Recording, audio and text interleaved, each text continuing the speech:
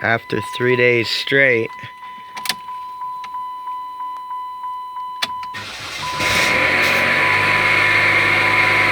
finally running.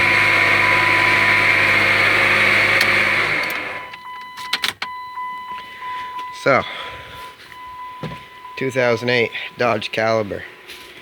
You say your key don't work, change your starter, do all that good stuff.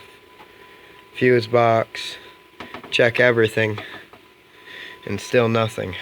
Jump your starter, turns over, car don't run. A lot of complaints on these cars. What it is, fuse box right here under the bumper. On the back side of it, 2 wires running together on the end where that tape is. Corroded, rots off, takes out the fuse. That's your starter relay. I have one there, one missing there obviously, and then one there. 3 of them are fan, 1 of them starter.